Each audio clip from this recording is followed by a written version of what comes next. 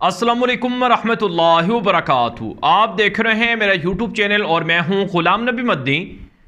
दुनिया भर से आज की अब तक की 10 बड़ी ताज़ा आलमी ख़बरें इस वीडियो के अंदर आपके सामने रखेंगे।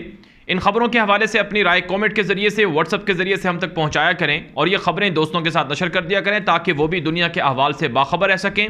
और इसी तरह से अगर आपने अभी तक हमारा यूट्यूब चैनल न्यूज़ की दुनिया सब्सक्राइब नहीं किया तो उसे लाजमी सब्सक्राइब कर लें, क्योंकि न्यूज़ की दुनिया एक ऐसा प्लेटफॉर्म है जहां पर आपको दुनिया भर के अहवाल से बाखबर रहने का मौका मिलता है।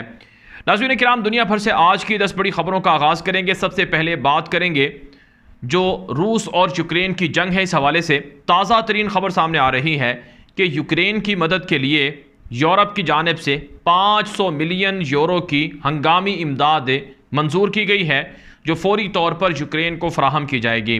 नाज़रीन किराम, आप जानते हैं रूस और यूक्रेन के बीच लड़ाई का 5वां महीना चल रहा है और इस लड़ाई के अंदर रूस को वाज़ेह तौर पर बरतरी हासिल है, क्योंकि रूस यूक्रेन के बहुत से इलाके कब्ज़ा कर चुका है, फतह कर चुका है और रूस ने यूक्रेन के इलाकों में अपने झंडे लहरा दिए हैं और रूस की नेशनैलिटी वहाँ पर जो शहरी हैं उनको मिलना शुरू हो गई है। और इसी तरह से रूसी करेंसी यूक्रेन के शहरों के अंदर आज़ादी से चलने लगी है और अमलन रूस की हुकूमत वहाँ पर यूक्रेन के इलाकों में शुरू हो चुकी है। और इसी तरह से रूसी सदर व्लादिमीर पुतिन की जानिब से ख़ास तौर पर यह हुक्म दिया गया है कि आने वाले दिनों में शदीद हमले किए जाएंगे और पहले से ज़्यादा ये हमले बढ़ाए जाएंगे और इन हमलों के ज़रिए से यूक्रेन और यूक्रेन की मदद करने वालों को मुकम्मल तौर पर नेस्तो नाबूद कर दिया जाएगा। ये पुतिन की जानिब से वाज़ेह तौर पर यूक्रेन को कहा गया है। तो इसलिए नाज़रीन किराम, इस जंग के अंदर अमलन अमरीका और नेटो हार चुके हैं और रूस की वाज़ेह तौर पर बढ़तरी सब दुनिया देख रही है। आगे बढ़ेंगे जो आज की दूसरी बड़ी खबर है, यह नाज़रीन किराम तुर्की और ईरान के ताल्लुकात के हवाले से है। तुर्क सदर तैयब एर्दोगान ने तेहरान का दौरा किया है। ईरानी सदर इब्राहिम रईसी से उनकी मुलाकात हुई है। यह बुनियादी तौर पर 3 मुल्कों के दरमियान एक कॉन्फ्रेंस हो रही है, एक मीटिंग हो रही है जिसमें रूस भी शामिल है, ईरान भी शामिल है और तुर्की भी शामिल है।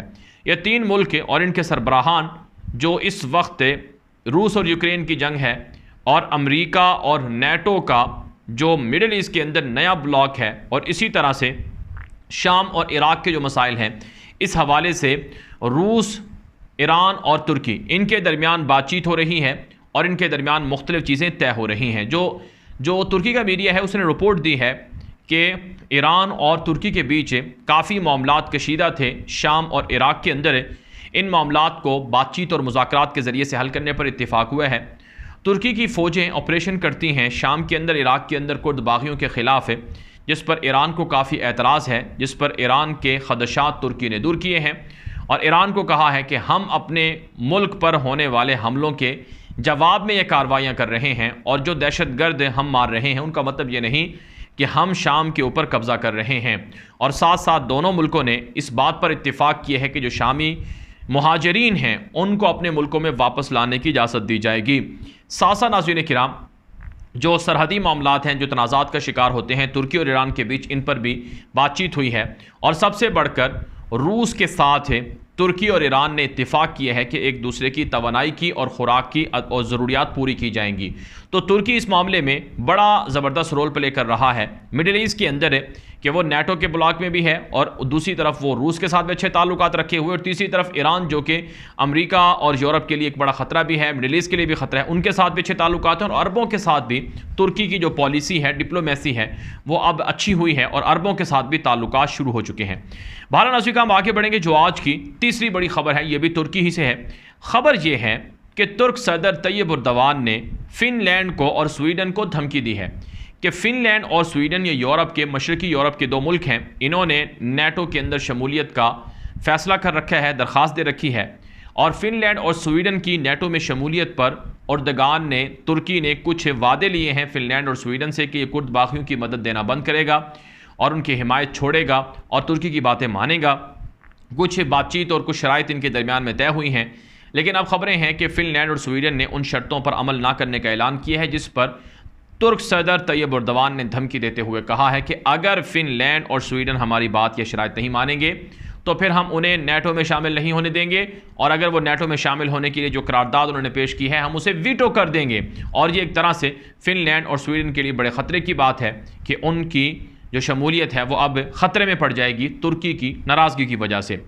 एक और ख़बर नाज़रीन किराम जो आज की चौथी बड़ी ख़बर है, ये इसराइल और लबनान के ताल्लुकात के हवाले से है। इसराइली मीडिया और इसराइली फ़ौज ने दावा किया है कि लबनान से आने वाले एक ख़तरनाक ड्रोन को इसराइली फ़ौज ने मार गिराया है। इस हवाले से इसराइली फ़ौज ने दावा किया है कि यह ड्रोन बुनियादी तौर पर ईरान का था, जो लबनान के अंदर हिजबुल्लाह को दिया गया था। और लबनान के अंदर हिजबुल्लाह के पास ईरान का दिए जाने वाला सिर्फ एक ड्रोन नहीं है, ऐसे दर्जनों नहीं बल्कि सैकड़ों ड्रोन हैं जो ईरान ने लबनान की हिजबुल्लाह तंजीम को दे रखे हैं, जिससे इसराइल को ख़तरा है। इस वजह से इसराइल अब लबनान पर भी हमला कर सकता है और ईरान पर भी हमला कर सकता है। ईरान के जो ड्रोन हथियार हैं या ड्रोन टेक्नोलॉजी है या ड्रोन के जो मुख्तलिफ गोदाम हैं उन पर हम अटैक करेंगे, बमबारी करेंगे और उन्हें तबाह करेंगे। ये इसराइल का मीडिया दावा कर रहा है।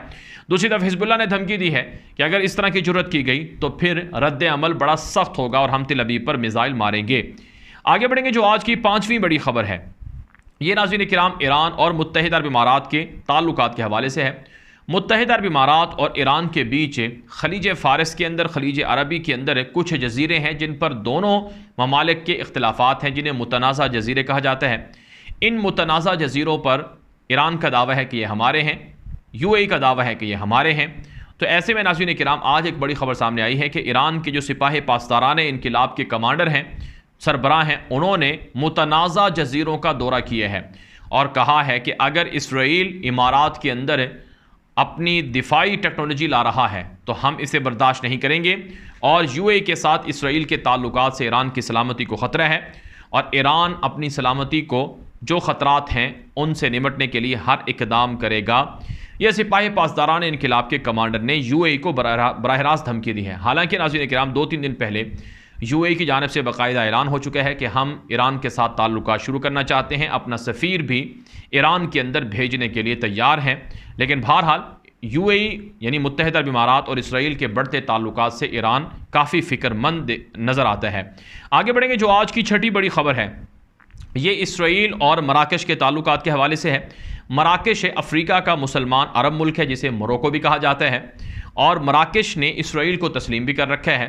और 4 मुल्क हैं अब तक जो एलानिया इसराइल को तस्लीम कर चुके हैं। इसमें एक मराकश है, एक बहरीन है, एक सूडान है, एक UAE है।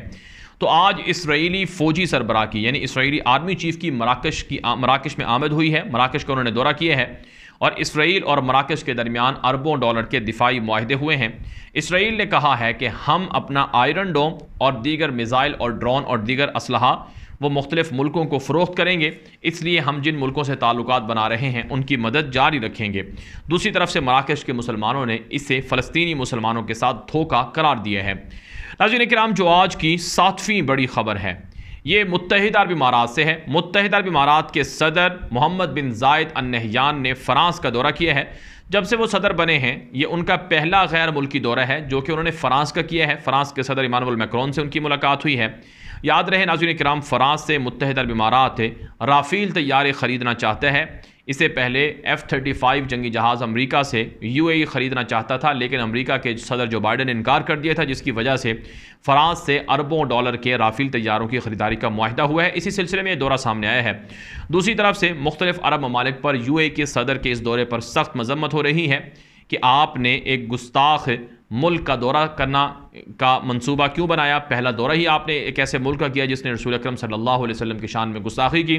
क्या आपने फ़्रांस के सदर इमानुएल मैक्रोन से और फ़्रांस की हुकूमत से जो गुस्ताखाना वाक़यात हुए हैं इनकी रोकथाम पर बात की है, या फिर आपने इस्लाम और मुसलमानों के मुत्तफ़िका अक़ायद से नज़रें चुरा ली हैं। नाज़रीन किराम जो आज की 8वीं बड़ी ख़बर है ये फ़्रांस ही से है। फ़्रांस में पेरिस में एक फ़ायरिंग का वाक़या हुआ है जिससे एक शख्स कत्ल और 4 ज़ख्मी हो गए हैं। इसे दहशतगर्दी के वाक़े से जोड़ा जा रहा है। फ़्रांस का मीडिया ये रिपोर्ट कर रहा है।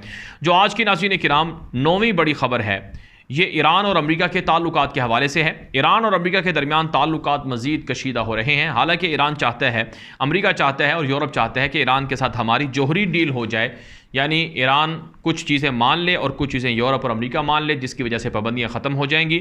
लेकिन बहरहाल दोनों के दरमियान इख्तलाफात बढ़ रहे हैं और अब जो खबर ईरान से सामने आई है कि ईरान ने 61 अमरीकी एहलकारों पर, जो कि ऑफिशल्स हैं मुख्तलिफ महकमों के, उन पर पाबंदियाँ लगाई हैं।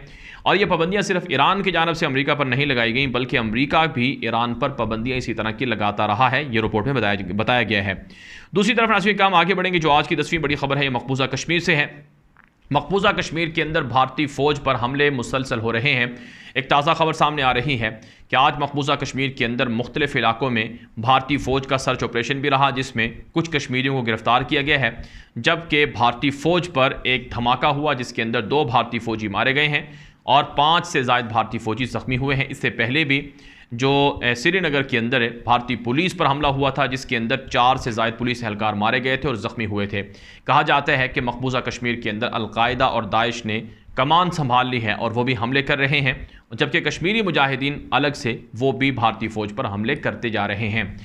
दुनिया भर से थी अब तक की 10 बड़ी खबरें। इन खबरों के हवाले से अपनी राय कमेंट के जरिए से जरूर पहुंचाएं। ये वीडियो दोस्तों से नशर कर लें ताकि वो भी मालूमात हासिल कर सकें। मजीद खबरों के लिए मेरा यूट्यूब चैनल न्यूज़ की दुनिया लाजमी सब्सक्राइब कर लें। अब तक के लिए इतना ही, इजाज़त दीजिए। अस्सलाम वालेकुम व रहमतुल्लाहि व बरकातुहू।